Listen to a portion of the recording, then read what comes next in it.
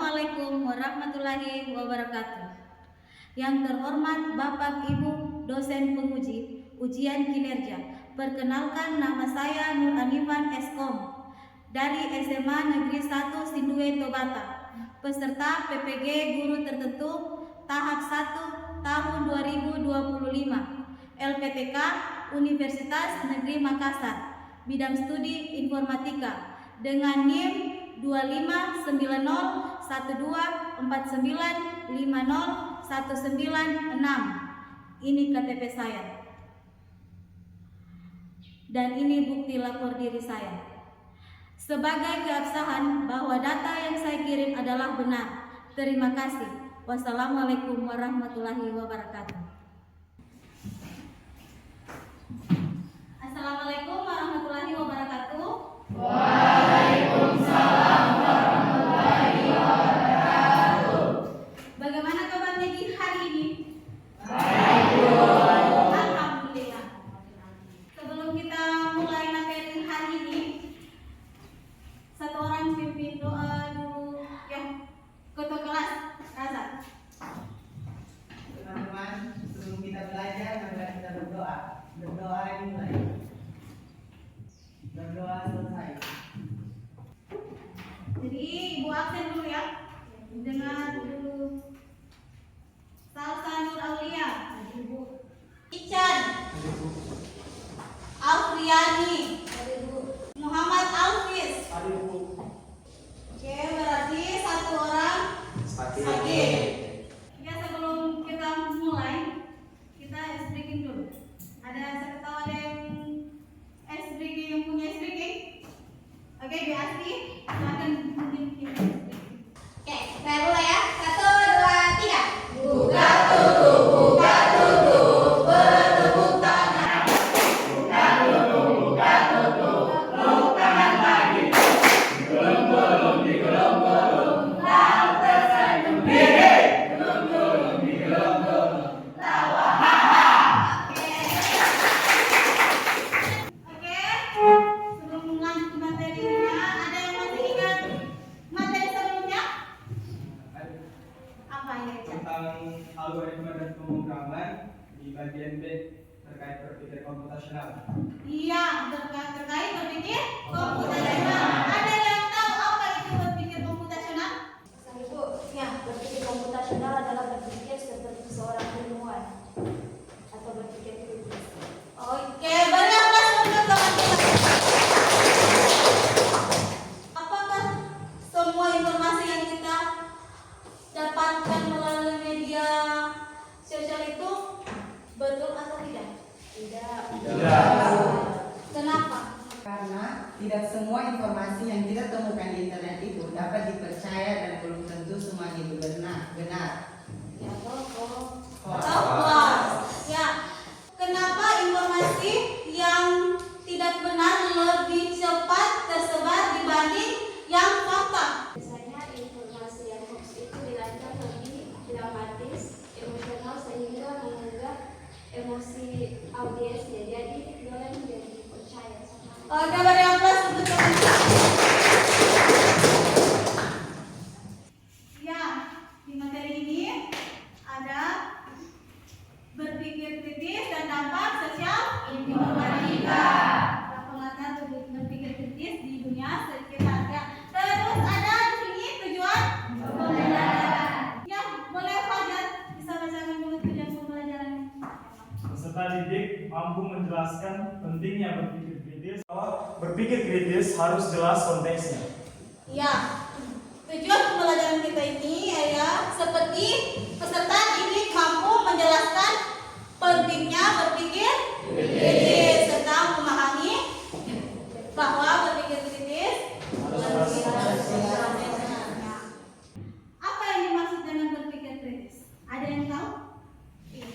Kalau Jana, Berpikir kritis pasti adalah keras sedikit suaranya. Berpikir kritis adalah kemampuan berpikir logis dan analisis, biasanya dalam mengambil keputusan, memproses informasi, atau bahkan memecahkan masalah-masalah kompleks. Ya, berpikir kritis bisa memecahkan masalahnya. Beri aplaus untuk Terus bagi kita, bagi diri kita sendiri. Ada yang tahu manfaatnya? Apa manfaatnya? Mungkin ada yang tahu? Manfaatnya itu kalau kita berpikir kritis, apa manfaatnya untuk kita? Lebih mudah memecahkan masalah. Lebih mudah memecahkan masalah. Beri aplaus untuk anak. Terus berikutnya ya, berpikir kritis tadi ada di sini penjelasannya sedikit. Atau akhlak boleh bacakan? Berpikir kritis adalah kemampuan kita untuk berpikir lebih dalam, tidak gampang percaya sama semua informasi, dan bisa membedakan mana yang benar dan mana yang tidak benar atau hoax. Oke, sama dengan penjelasan oleh dari Raudhatul Jannah tadi. Oke. Ya, manfaat berpikir kritis itu ada di sini, ada 4. Mungkin yang dari Afyani tadi ada betulnya. Yang pertama, boleh membacakan Alvis? Apa itu berpikir kritis? Yang pertama, mempunyai rasa ingin tahu yang tinggi. Oke, berarti manfaat untuk berpikir kritis itu mempunyai rasa ingin tahu. Jadi kalau kita berpikir kritis, berarti rasa ingin tahunya kita itu Tinggi. lebih tinggi. Misal kita mendapatkan informasi, berarti kita harus ingin tahu lagi informasinya itu betul atau tidak. Ya. Terus yang kedua, berani melakukan sesuatu atas keputusan sendiri. Misalnya kita mendapatkan informasi, jadi kita pilih dulu atau kita cari keputusan kita itu apa, ini benar atau tidak. Ya. Yang ketiga, siapa yang bisa bacakan yang ketiga? Ibu. Oke, baca. Percaya diri dan yakin dengan keputusan sendiri. Ya. Jadi kalau kita berpikir di situ, kita harus yakin keputusan kita itu betul atau tidak. Oke. Kita harus bisa juga menerima pendapat lain. Kita nonton sedikit video mengenai tentang hoax. Kamu tahu nggak? Ada beberapa orang yang percaya kalau 2020 bakal kiamat. Ada juga yang nyebarin pesan WhatsApp di grup keluarga. Isinya menghebohkan. Kamu tak akan menyangka. Apa kesamaan keduanya? Itu cuma hoax. Kamu tahu nggak? Ada beberapa orang yang percaya kalau 2020 bakal kiamat. Ada juga yang nyebarin pesan WhatsApp di grup keluarga. Isinya menghebohkan. Kamu tak akan menyangka. Maka di beberapa kasus ada yang bisa kehilangan akal. Jadi kamu udah tahu kan tentang definisi dan tentang hoax. Oke, itu tadi penjelasan tentang hoax. Jadi hoax itu banyak dampaknya. Bisa jadi menyebabkan orang meninggal. Misalnya tadi itu di tahun 2026 akan ada kiamat. Kira-kira kalian percaya atau tidak? Tidak. Kalau orang yang serangan jantung tadi mendengar berita itu menimbulkan apa? Bisa jadi dia mati, meninggal. Ya, terus berikutnya itu ada hubungan berpikir kritis dengan sosial politika. Yang pertama itu ada penilaian informasi. Penilaian informasi itu adalah berpikir kritis, membantu seseorang memilah informasi. Yang bagaimana itu memilah informasi? Memilih informasi mana yang betul dan mana yang salah. Dan yang ketiga, etika digital. Etika digital itu adalah berpikir kritis, memungkinkan pengguna teknologi untuk mempertimbangkan dampak etis dari tindakan mereka. Terus yang keempat, pengambilan keputusan. Pengambilan keputusan yang tepat. Misal dapat informasi, jangan langsung asal percaya tuh, jangan langsung asal bagikan kepada teman yang lain. Contohnya, misal ada grupnya kalian, Yang si A, siswa si A menginformasikan kepada siswa si B melalui media sosial atau melalui WhatsApp, memberitahukan bahwa hari Senin itu kita tidak sekolah, padahal hari Senin itu sekolah. Jadi si A tadi menerima, si B tadi menerima informasi dari si A, dia pas besoknya tidak sekolah, tapi si A sekolah. Jadi yang dirugikan siapa? Si B. Jadi yang harus bertanggung jawab si A. Oke. Nah ini ada dampak sosial informatif. Dampaknya itu ada positif dan negatif. Positifnya itu komunikasi yang lebih efisien, dan negatifnya penyebaran hoax, teknologi mempermudah penyebaran informasi yang tidak benar. Oke, terus sekarang ibu bagi kelompok.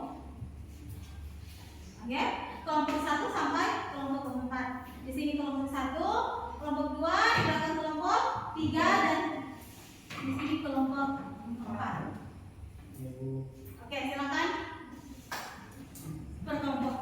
Di sini kelompoknya ini, terus ambil boleh ke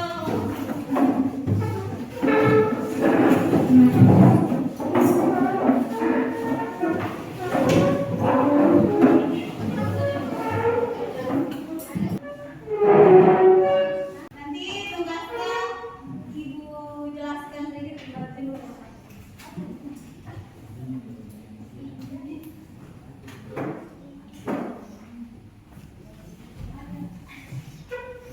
Oke, tugasnya kalian silakan cari berita atau informasi di media sosial. Jadi beritanya kalian cantumkan di lembar LKPD. Kemudian ada pertanyaan di LKPD, silakan kalian isi di situ. Terserah informasinya apa. Misal kalian mau buka di media sosial manapun bisa di Google, di YouTube. Ya silakan kerjakan. Oke, cara pengerjaan LKPD-nya itu kalian cari informasi, terserah informasi atau berita apa. Terus ada di situ pertanyaannya, kalian jelaskan dulu informasi apa yang kalian dapatkan, kalian diskusikan lagi. Terus yang kedua di situ ada apa pertanyaan di situ? Apakah berita yang kalian Ya, terus berita yang kalian nonton itu atau yang kalian dapatkan itu benar adanya atau tidak, atau hoax. Dan yang ketiga, apa yang menyebabkan orang ya, percaya itu? ya kenapa orang berita yang kalian itu tadi jadi. Dan keempat, Setelah kalian mendiskusikan berita, apa dampak positif? ya apa dampak positif dan dampak negatif video yang atau berita yang kalian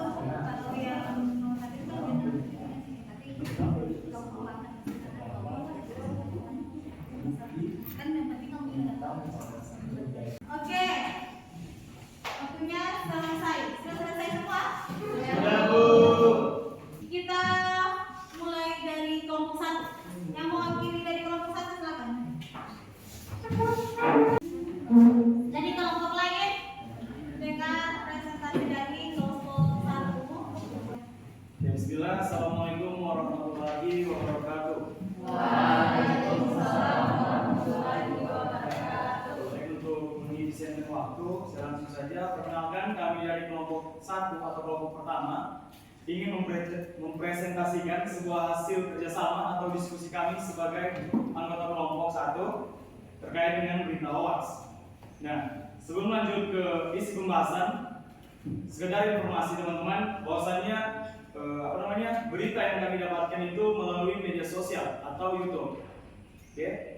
Oke, jadi jawaban kami terkait soal tersebut yaitu berita mengenai tentang pergaulan bebas yang ada di salah satu daerah di luar Sulawesi. Karena di dalam berita tersebut terdapat bukti-bukti nyata bahwasannya di daerah tersebut terdapat ratusan pelajar hamil di luar nikah. Jadi di daerah itu ada banyak pelajar atau umur masa-masa remaja itu hamil di luar nikah. Oke, jadi untuk soal yang ketiga, apa yang menyebabkan orang muda mempercayai berita yang kalian diskusikan? Oke, jadi jawabannya karena di dalam berita tersebut memaparkan bukti-bukti nyata mengenai peningkatan angka kehamilan di luar nikah, khususnya pada pelajar atau remaja. Positifnya, yang pertama meningkatkan kemampuan bersosialisasi. Yang kedua, memperluas pertemanan dan meningkatkan rasa percaya diri. Adapun dampak negatifnya, yang pertama itu penyakit menular seksual, penurunan prestasi belajar, kehamilan tidak diinginkan dan masalah kesehatan mental. Mungkin itu adalah jawaban dari kami selaku kelompok pertama yang presentasi di depan. Ya, langsung saja kepada kelompok yang ingin bertanya, saya persilakan. Oke. Baik. Assalamualaikum warahmatullahi wabarakatuh.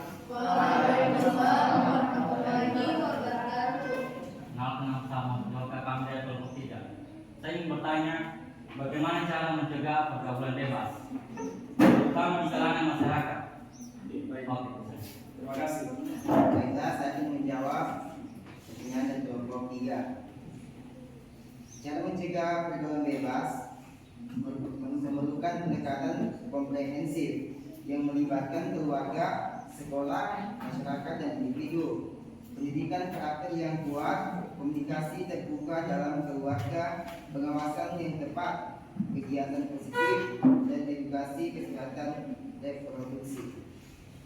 Oke, mungkin itu jawaban dari pertanyaan dari kelompok 3 yang bisa menjawab. Bagaimana? Oke, boleh.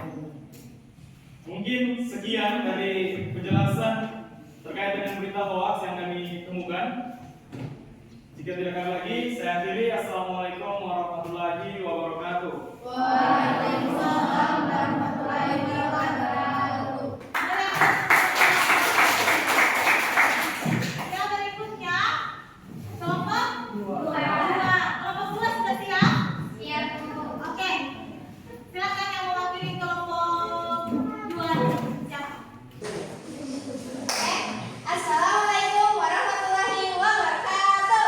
Waalaikumsalam warahmatullahi wabarakatuh. Nah, berdirinya kami di sini akan mempresentasikan hasil kerja kelompok kami yang akan dibawakan oleh teman saya, Mohana. Baik.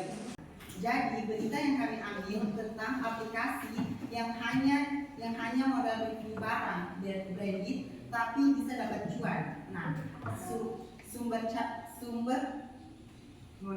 sumber video yang kami dapatkan itu dari channel YouTube Roy Sakti. Nah, video yang kami nonton membongkarkan praktik penipuan digital oleh sebuah platform bernama OMC, yang dimana OMC ini menawarkan pekerjaan palsu berupa barang mewah secara online dengan janji penghasilan besar.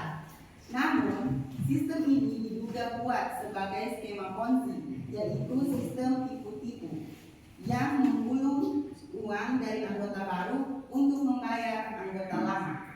Dan yang terakhir, bisa merusak reputasi atau hubungan sosial karena ikut promosi hal yang tidak benar. Oke, teman-teman, itu adalah hasil presentasi dari kelompok kami. Apakah ada yang bertanya? Oke. Assalamualaikum warahmatullahi wabarakatuh.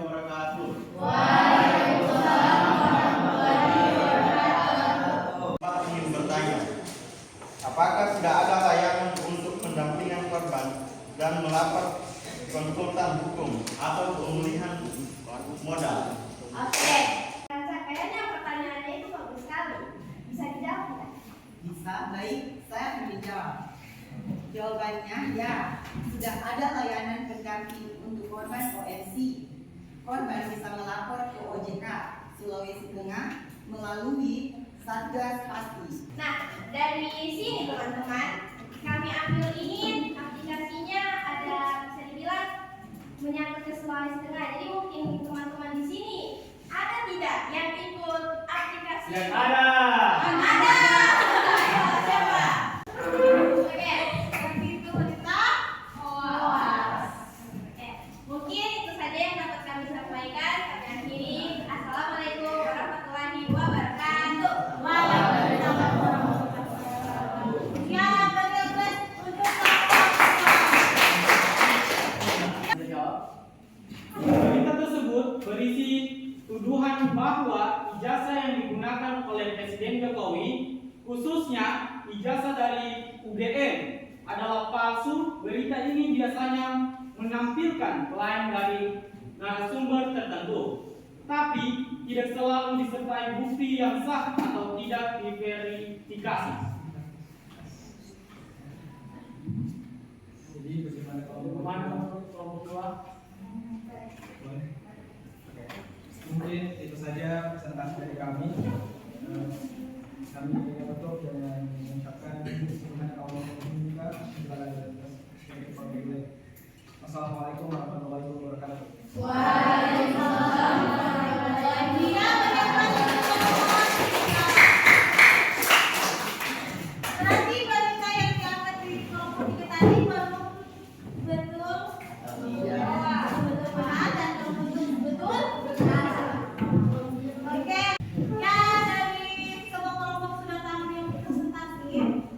Jadi ada kita mengadakan asesmen, ada asesmen nanti ada sudah tadi di grup toh, ada grup semua, ada di grup kirim linknya di grup. Kalian kerjakan di situ.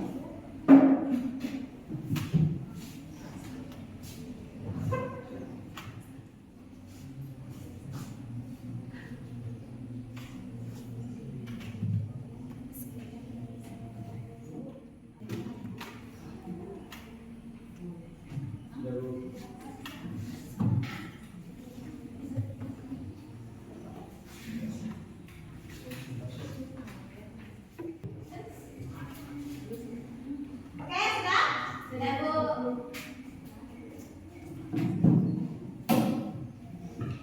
Oke, kalau sudah, ada berapa soal tadi?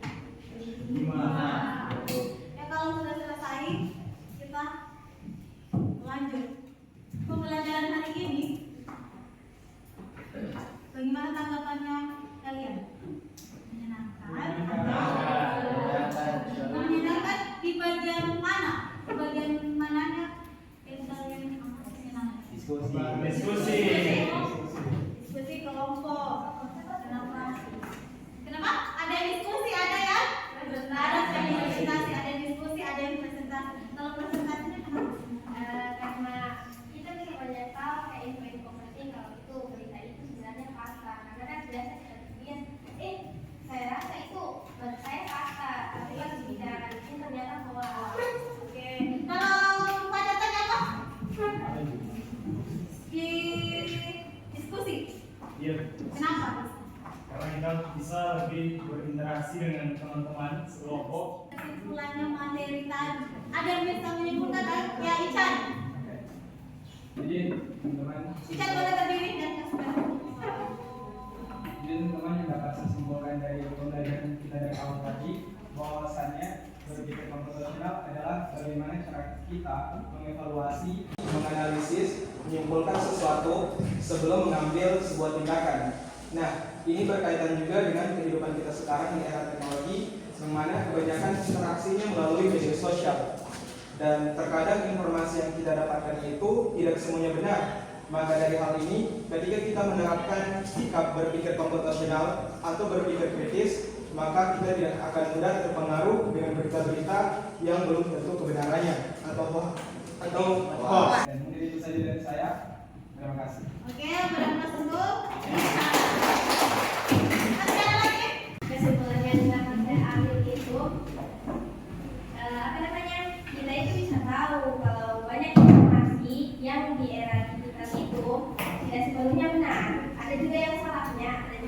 selanjutnya, itu pentingnya kita itu harus bisa memilah-milah informasi yang kita terima.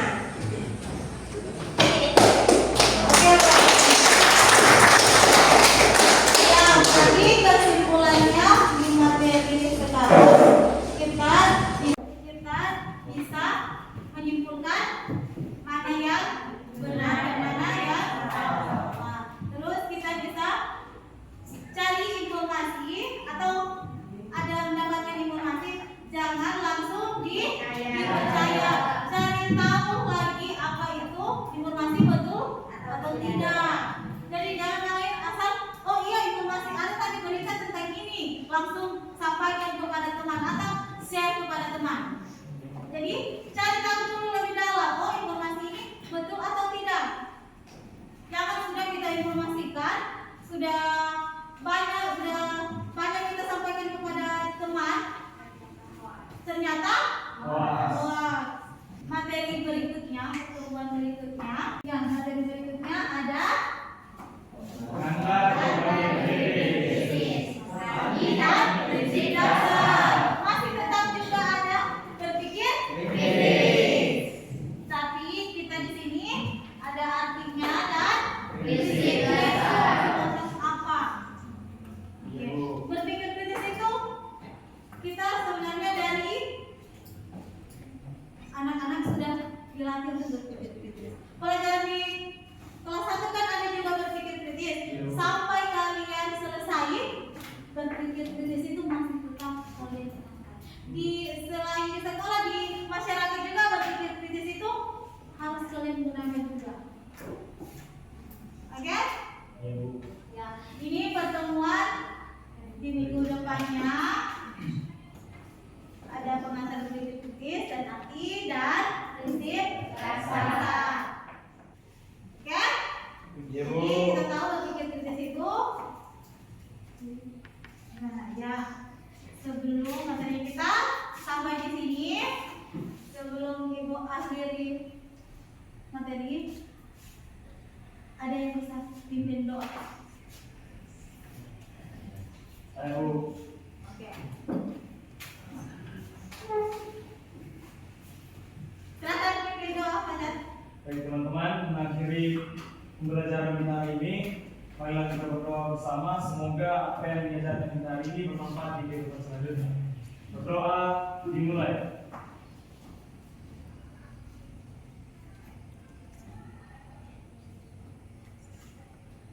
Berdoa selesai.